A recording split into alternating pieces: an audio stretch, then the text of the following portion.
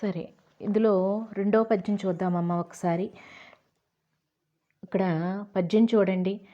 కారే రాజులు రాజ్యముల్ గల్గవే గర్వోన్నతి పొందరే వారేరి సిరి మూట కట్టుకుని పోవజాలరెన్ భూమిపై బైరేణం కలదే సిబి ప్రముఖులన్ బ్రీతి యశస్కాలమున ఈయరే కోర్కెలన్ వారలన్ మరచి ఇక్కాలమున భార్గవా.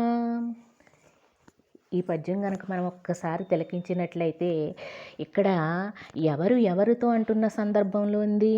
ఇక్కడ బలిచక్రవర్తి అయినటువంటి అంటే రాక్షస వంశానికి చెందినటువంటి బలిచక్రవర్తి తన గురువైనటువంటి శుక్రాచార్యునితో అంటున్న సందర్భంలో ఉంది. ఏమని చెప్తున్నాడు? ఓ గురువాత్మ శుక్రాచార్య, ఒక్కసారి నేను చెప్పే మాటలు కూడా వినండి.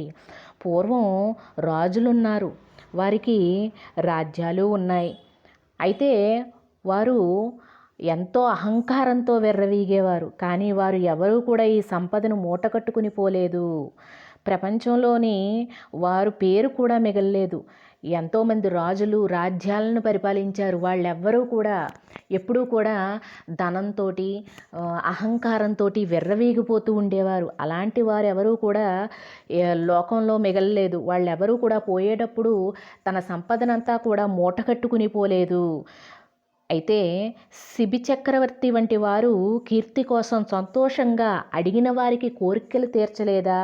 అలాంటి వారు ఈనాటికి కూడా లోకంలో మరువలేదు. ఈనాటికి కూడా లోకం మరవలేదు. అలాంటి వాళ్ళ యొక్క కీర్తి గురించి, ప్రతిష్టల గురించి ఈ రోజుకి కూడా మనం ఎంతో గొప్పగా చెప్పుకుంటున్నాము. అయితే ఇక్కడ పోయేటప్పుడు మనిషి ఏమీ పట్టుకుపోడు కదా.